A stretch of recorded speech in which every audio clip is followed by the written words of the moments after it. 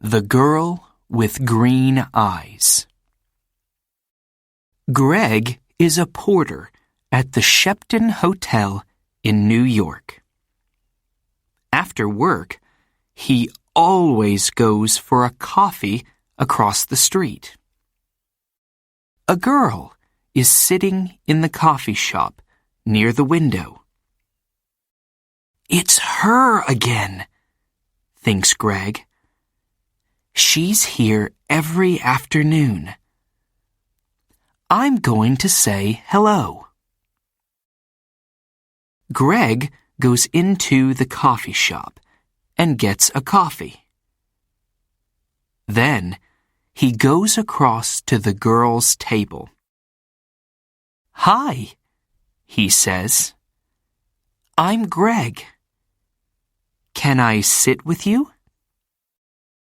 "Okay," she says. "I'm Cassie." "I come here for a coffee every day after work," says Greg.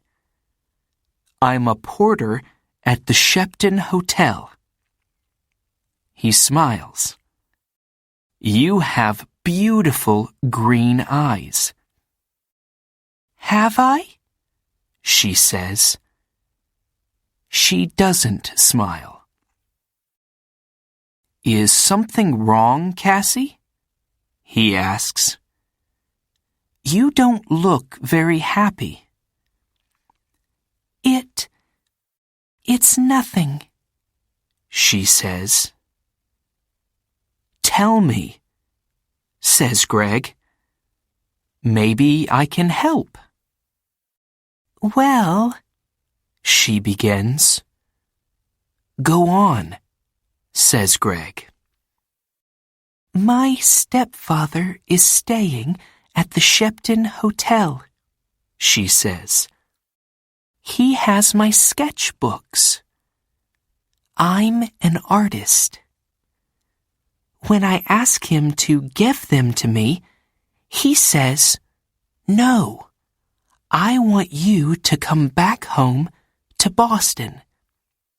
But I don't want to go back to Boston.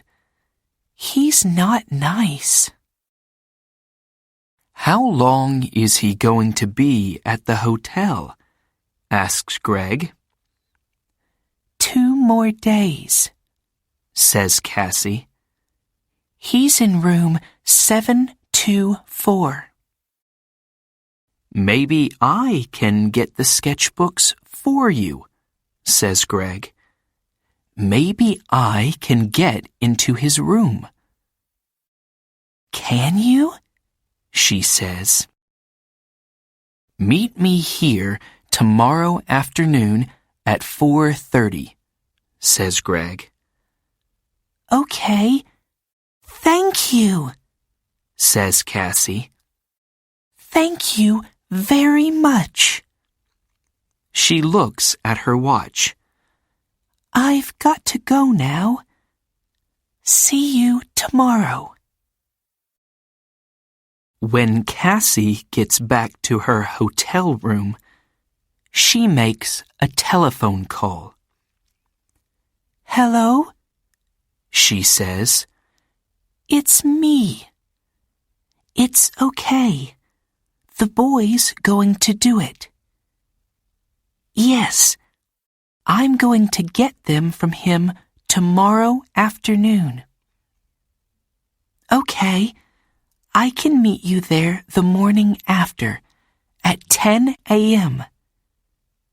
Don't forget to bring the money, $2,000.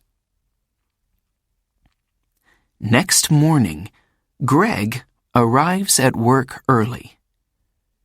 He goes to find room 724. "I have to wait for Cassie's stepfather to go out," he thinks.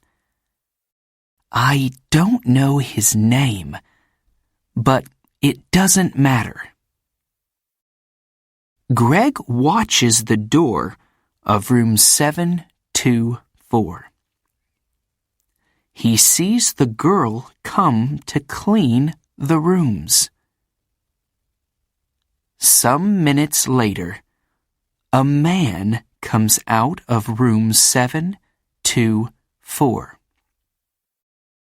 That must be Cassie's stepfather, thinks Greg.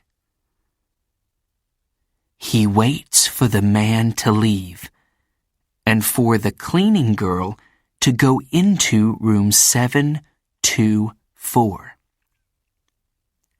I need to look in the room, he thinks. Greg waits for the girl to leave the bedroom. Then he goes into the room and begins to look for the sketchbooks. I must be quick, he thinks. Where are they? Suddenly, Greg sees the sketchbooks by the bed. Got them, he thinks. He begins to look at the pictures. Wow! Cassie is a great artist. These are good. Greg is leaving the room when he hears the cleaning girl call out to him. Hey, she says, what are you doing? Come back. Greg does not stop. Greg finishes work that afternoon and leaves the hotel through a door in the next street. When he gets near the front of the hotel, he sees the man from room 724. That's him again, thinks Greg. That's Cassie's stepfather. Greg waits for the man to go into the hotel. Then he goes to the coffee shop. Cassie is at the same table in the coffee shop. Greg gets a coffee and goes to sit with her. I have them, he says, and he puts the sketchbooks on the table. That's great, says Cassie. How can I thank you, Greg? You can meet me later, he says, after I go home and change out of my porter's uniform. I'm sorry, Greg, says Cassie. I can't tonight. Maybe tomorrow night. Okay, says Greg. Tomorrow night. We can get something to eat first. Yes, okay, says Cassie. I have to go now, but meet me here tomorrow evening at 6 o'clock. Cassie gets up, ready to leave. Don't forget your key, says Greg. Oh, thanks, says Cassie. She takes it from him quickly. See you tomorrow. Greg is finishing his coffee when he sees his friend, Mike. You're in trouble, Greg, says Mike. Jake Russo's sketchbooks are not in his room. Room 724. And there are CCTV pictures of you coming from that room. Who is Jake Russo? Asks Greg. Suddenly, he's not feeling very well. An artist, says Mike. His pictures sell for thousands of dollars, and his sketchbooks sell for thousands too. Do you have them? Asks Mike. No, a girl has them, says Greg. What girl? Asks Mike. A girl with green eyes, says Greg, and he tells Mike about Cassie and her stepfather. But it's not true, says Mike when Greg finishes speaking. Jake Russo doesn't have a wife or a stepdaughter. You have to find that girl and get the sketchbooks, Greg. And you have to do it before the police find you. Greg walks home to his one-room apartment.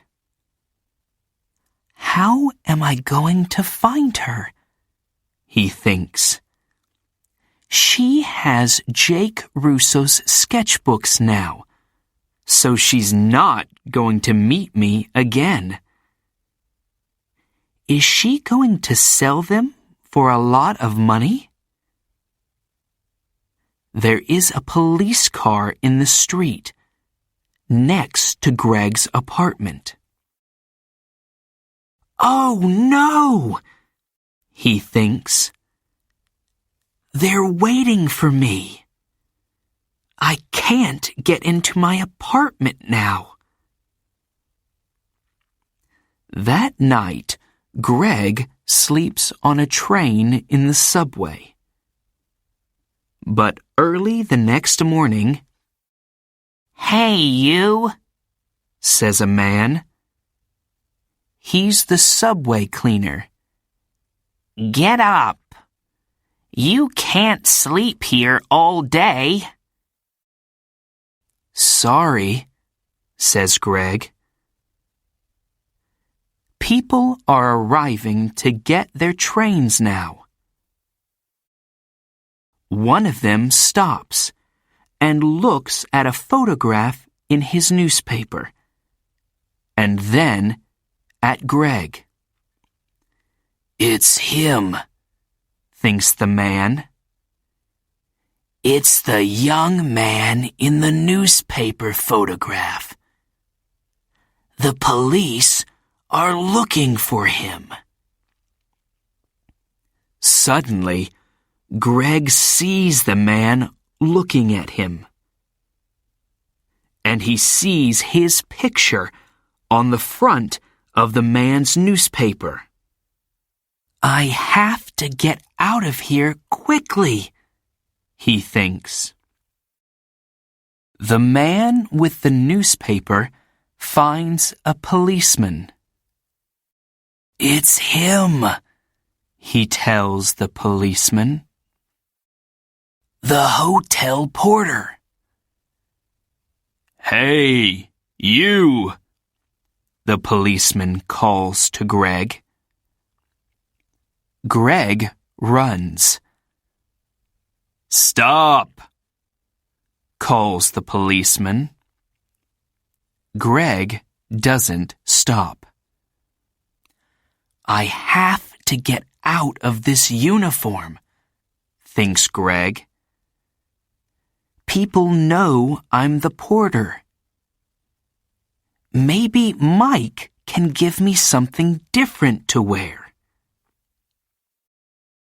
When he gets to Mike's apartment, Mike opens the door. I need something to wear, Greg tells him. I can't go back to my apartment. My picture's in the newspaper, and... Yes, I know, says Mike. It's okay. Come in. Where's the girl? Asks Mike. Do you know? No, says Greg. What can you remember about her?" says Mike. "There must be something to help you find her." "Yes," Greg says suddenly. "Her key! A key to a room in the Dolphin Hotel. It's a small, cheap hotel near 42nd Street. She must be staying there." "What's the time?" "Nearly 9 o'clock, says Mike. "Maybe she's there now," says Greg. "I have to go." "Thanks, Mike." 20 minutes later, Greg is near the Dolphin Hotel. "Am I too late?" he thinks. Suddenly, Greg sees Cassie come out of the hotel. "Cassie!" he calls. "Wait! I have to talk to you." Cassie sees him, but she doesn't stop. There is a car waiting for her. She says something to the driver and gets into it quickly. "Oh no!" says Greg. "Pier 83, says an old man in the street. Greg looks at him. "What?" "The girl is going to Pier 83, West 42nd Street, for the Circle Line boat," says the old man. Greg smiles. "Thanks," he says. And he begins to run. Greg runs all the way to Pier 83. People are getting on to the boat, and he gets a ticket. On the boat, Greg looks for Cassie. But a woman with a newspaper is looking at him. "It's the young man in the picture," she tells the man with her. "Call the police, Eddie." The man gets his phone and calls the police. Some time later, Greg sees Cassie. She is talking to a man. But Greg does not see two policemen get on the boat. They quickly find Greg. "Where are Jake Russo's sketchbooks?" the first policeman asks him. "I don't have them," says Greg. "You don't want me. You want her. She has the sketchbooks." "Hey, look! He's right," says the second policeman. The two policemen move quickly to Cassie and the man. "I don't understand," says Cassie. "How?" "The two of you are coming with us," says one of the policemen. "You're in trouble." Later, Greg and a policeman take the sketchbooks back to the hotel. Jake Russo is very happy to see them again. I'm sorry, Mr. Russo, says Greg, and tells him everything. It's okay, says the artist, smiling. But stay away from girls with beautiful green eyes.